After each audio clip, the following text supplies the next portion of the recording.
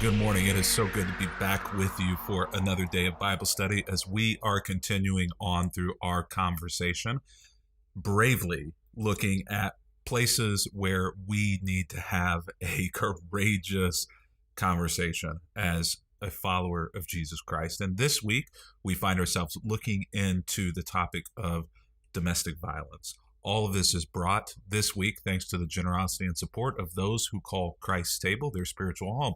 We'd love for you to check us out and become a part of what we are doing. You can visit that website right there, www.christtable.today. Love for you to sign up for our email list there, or even go so far as to continue and join us in this Bible study over the coming days and weeks. We're about halfway through the Bible study. You can go back and watch the archive, but we'd love to have you join us as we march on through this study of Brave Conversations. You can download the entire reading plan and all of the topics that we're covering at go.christtable.today/brave. I also want to invite you to be a part of being involved in the conversation as we look at these topics. You can join us tomorrow night if you're watching this live, or on Wednesday nights at 8 o'clock p.m. Eastern Time as we walk through this book, Brave Church. You can download this on your Kindle, on any e-reader device. You can order it from Amazon or Barnes & Noble. The book is Brave Church by Elizabeth Hagen. We are in chapter 4 this week, which is the chapter that covers domestic violence and domestic abuse. And read it, join us, be a part of the conversation on this. We would love to have your voice be a part. One more thing before we jump into today's study. We are pulling together the final resources for our Christmas resource box. It's going to be a book in there for you to do devotions if you'd like during the Christmas season. Going to be a Bible study that is in there. We're going to include a special gift for you, a special gift for the kids, and other resources. You can't buy this box. The only way that you're able to receive it is by becoming a donor to Christ's Table. And we send these boxes for free every couple of months to you for our regular donors. And so that website right there, you can donate. And if you donate right there at that website, then you will have one of these boxes in the mail to you in just a couple of weeks with our support, with our thanks. And it's going to be a great opportunity for you to keep Jesus at the center of everything that you're doing in your own life and in your family's life over the coming days and weeks of the holidays. And I know that can be difficult, but you're really going to enjoy this. We pulled together some incredible resources to be a part of this. Now, why don't we dig in? So as we have been looking at this topic of domestic violence and domestic abuse, we know that it is a complicated topic. And unfortunately, the church has not historically done a great job at helping equip all of us to deal with this, how to handle it, how to see it, how to recognize it, and the importance of it. Because domestic violence and domestic abuse doesn't just affect us physically, but it also affects us emotionally, mentally, and spiritually as well. One of the things that we recognize statistically is that this is a very huge problem. 1 in 3 women have experienced some form of abuse from a male intimate partner. That is the case whether or not you are here in the United States, whether or not you are in the United Kingdom. This statistic is found to be true no matter where you are in the world. 1/3 of women suffer through some point of domestic violence or domestic abuse at some point in their life. The other thing that we want to say, though, and we made this clear yesterday, is that it is not only a problem that is located in the female gender. Oftentimes men are the focus and the recipient of domestic violence or domestic abuse. And so while traditionally women, and perhaps even statistically, they're in the majority of those who receive or on the receiving end of abuse, it's not always that way. And so we want to make sure that we don't just assume that this is a gender-specific problem or a gender-specific issue. But 1/3, that means all of us need to take a look at this. And many people don't even know that they are victims of domestic violence or domestic abuse. It's a little like that old story about, how do you boil a frog? Well, you turn up the heat in the water slowly. Oftentimes, that is what happens in abuse situations. One of the things that we want to pay attention to as we come to today's text in 2 Samuel is that violence and abuse really and truly knows no boundaries. It doesn't care about gender, as we've said. It doesn't care about race or class or location or social status. You don't have to be poor. You don't have to be rich. You don't have to be a specific ethnicity or gender identity. You don't have to be in a specific socioeconomic class, privileged, unprivileged, no matter who you are or where you are. You can suffer through abuse or you can be an abuser. We all need to pay attention to this topic.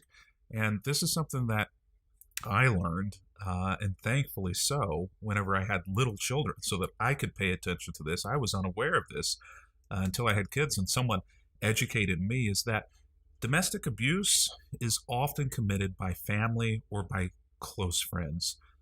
That's true in the cases of child abuse, but that's also true in cases of abuse of peers, adults as well. And that oftentimes occurs in spaces that are believed to be safe. And so abuse most often happens by those people who are trusted and who are closest to us, and oftentimes occurs in places where we believe that we are safe or where others believe that we are safe. So when we come to the story today in Samuel, we're jumping into the middle of a very complicated family. The family is King David's family. King David, whom you may remember, took the throne essentially on behalf of King Saul. King David, the shepherd boy, killed Goliath, but also the same King David who had Uriah, one of his battlemen, murdered in order to abuse, essentially rape Bathsheba. Now, fast forward, King David is older, has family, has sons, has daughters. The Bible says, though, even he had committed such an atrocity with Bathsheba, was still a man after God's own heart. That there was forgiveness, that David had essentially moved on and received forgiveness and done reconciliation in a lot of ways for those things. But the effects of those sins remained, and the brokenness we see repeats itself through the generations in his own family. 2 Samuel chapter 13, verse 1. Now, David's son, Absalom, had a beautiful sister named Tamar, whom would have been David's daughter. And Amnon, her half-brother, fell desperately in love with her. Amnon became so obsessed with Tamar that he became ill, lovesick for his half-sister. She was a virgin, and Amnon thought that he could never have her. But Amnon had a very crafty friend, his cousin, Jonadab. He was the son of David's brother, Shimeah. One day, Jonadab said to Amnon, "What's the trouble? Why should the king of Assad look so dejected morning after morning?" So Amnon told him, "I'm in love with Tamar, my brother Absalom's sister." "Well," Jonadab said, "I'll tell you what to do. Bad advice. Be careful whom you allow to be close to you. Go back to bed. Pretend you're ill. When your father, King David, comes to see you, ask him to let Tamar come and prepare some food for you. Tell him that you'll feel better if she prepares it as you watch and feeds you with her own hands." So Amnon lays down, pretends to be sick, and when the king, David, comes to see him, Amnon asks him, "Please let my sister Tamar come and cook my favorite dish as I watch, then I can eat it from her own hands." This bothers me. This bothers me because I really honestly feel as though David should have been in tune with what was going on here. Now, I know that we're like several thousand years removed from this story, but people are people, pigs are pigs, dogs are dogs. David should have known what was going on here. I know that lots of people go through life eyes wide shut on things, and it shouldn't be the case. There are lots of people who go through life and just don't see the clues, won't let themselves see the clues of domestic violence, of abuse, of potential rape or usury of people. David should not have been one of those people because of David's story. David knows what it's like to play games in order to get what you want. David knows what it's like in order to trick others because something is amiss sexually. And so whenever Amnon lays down, pretends to be sick, David comes to see him and he asks, "Let my sister," and specifies Tamar, "come and cook my favorite dish," in this line, "as I watch. And then I can eat it from her own hands."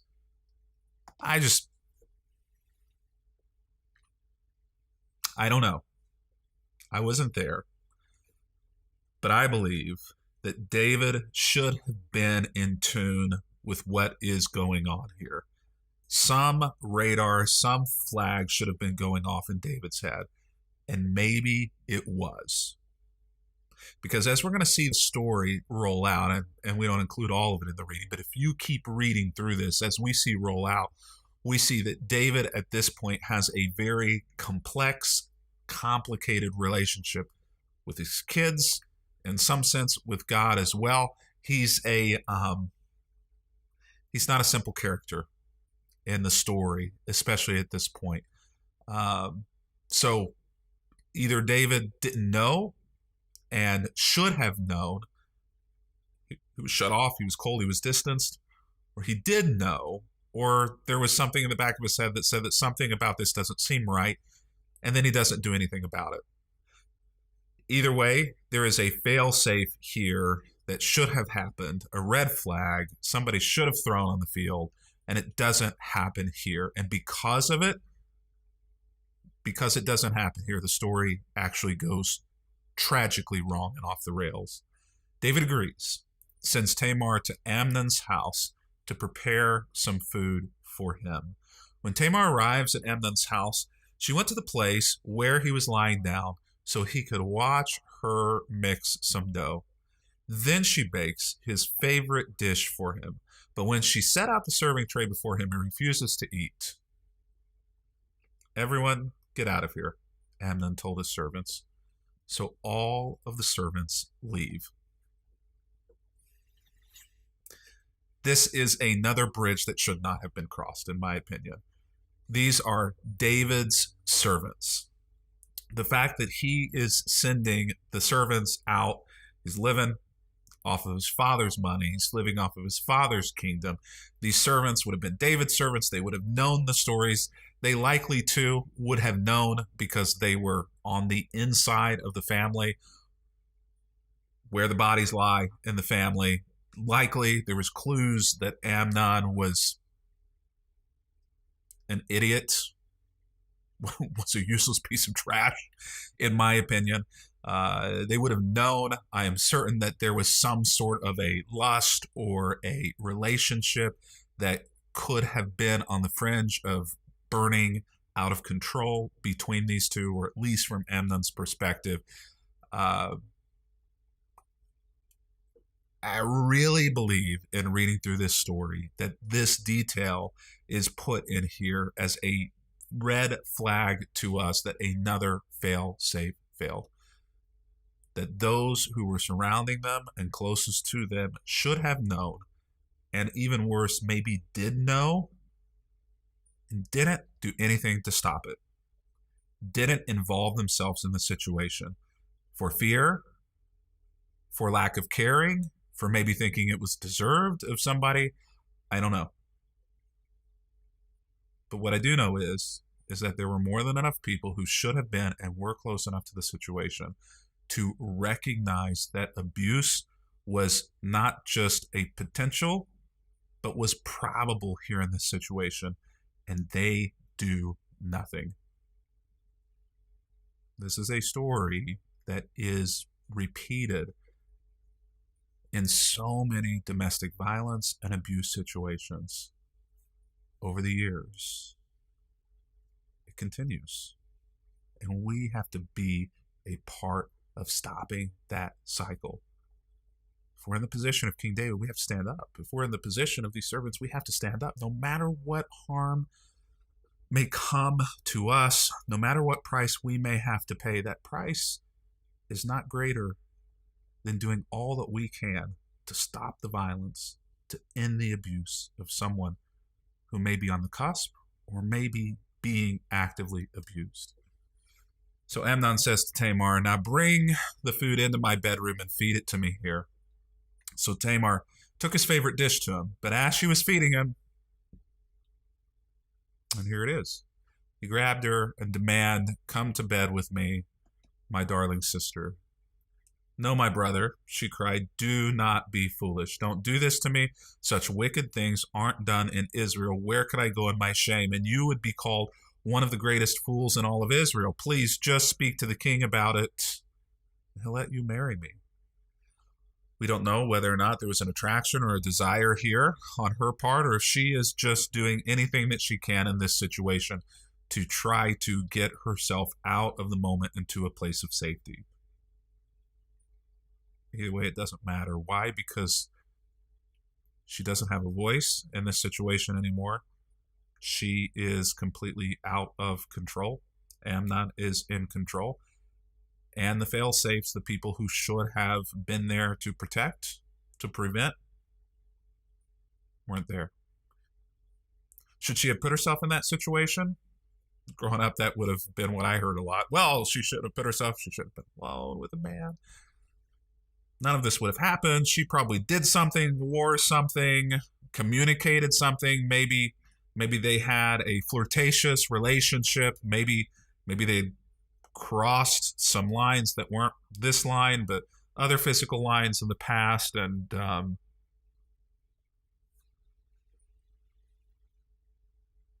no,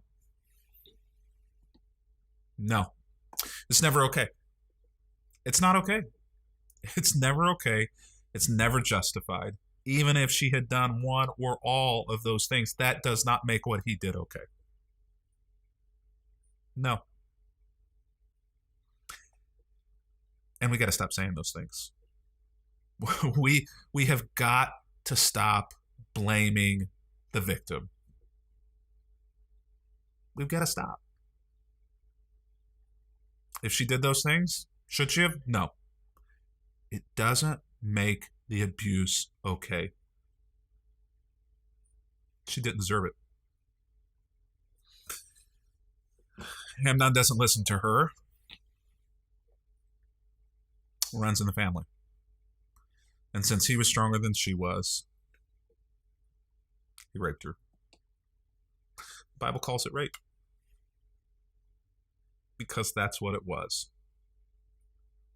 She didn't ask for it. She didn't deserve it. Then suddenly his love turns to hate. He hated her even more than he had loved her. I might say he hates himself at this point. But he directs that at her, and that is violence. Even that hate is abuse. Get out of her, here, he snarls at her. And I'll let you read the rest of the story.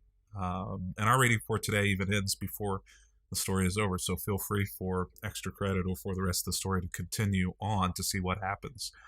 It is a brutal story.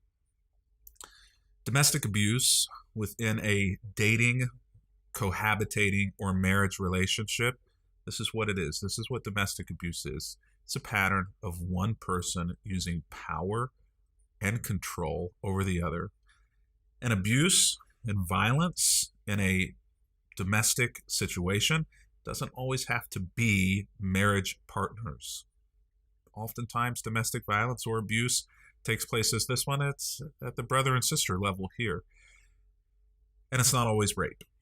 It's not always sex. It can include physical, but can also include emotional, psychological, sexual, financial, spiritual, or even digital and cyber abuse. Why do so many people who are victims of abuse not see or understand that they are in a domestic abuse, domestic violence situation? Because they have such a narrow idea of what it means to be a victim of domestic violence and abuse. We have to learn what it is in order to help ourselves and especially others out of it. That is our call. That is our responsibility. The church, people of faith, cannot be silent. We cannot stand on the sidelines and throw our hands up and say, not my problem. Humanity, as followers of Christ, is our problem. We are called to be the hands and feet of Jesus. We are called through the Beatitudes, through the love one another passages, to involve ourselves in the brokenness of the world on behalf of Christ in order to bring repair to those things. We have to recognize the signs that are there when we see them. So what are the traits of an abuser? We talked about these yesterday, but I want to continue to put these up in detail. The traits of an abuser, we need to recognize these and have our radar up. Someone who has low self-esteem, who believes that male superiority is a real thing. Someone who has a tendency to blame other people. Someone who struggles with pathological jealousy. Someone who is possessive of their partner's time, has a dual personality. One way when they're in one situation, but maybe when they're alone or in other situations, they have another personality. Someone who reacts very severely and badly to stress. Someone who uses sex as an aggressive act, and someone who refuses to believe or understand that their actions may have negative consequences. Now, an abuser doesn't necessarily have to have all of these things. They may have one or two or pieces of these things. And because somebody maybe perhaps has one or two of these things at some level, doesn't necessarily mean that they are a perpetrator of domestic violence or domestic abuse. Just because someone has low self-esteem or just because somebody doesn't handle stress well doesn't necessarily mean they're an abuser. But it does mean that we should be on our guard and that we should be paying attention. And so, where do we go from here? Well, I think where we go from here is we take on responsibility for our brothers and sisters. That we always keep our ears in tune with the world around us so that we recognize the Tamars and the Amnons of the world whenever we see them. And as we've done every day this week, I don't want to close before I say, if you believe or you have questions to whether or not you may have suffered or may be suffering from domestic violence or domestic abuse, I want you to get help and answers to those questions. It may well be that you talk with somebody and you find out, you know what? It's not the case. That's not the situation. But what if it is? And what if this is your chance or your moment? Reach out to somebody whom you trust. Get help. I'm here. Never, ever anything other than anonymous conversations with me.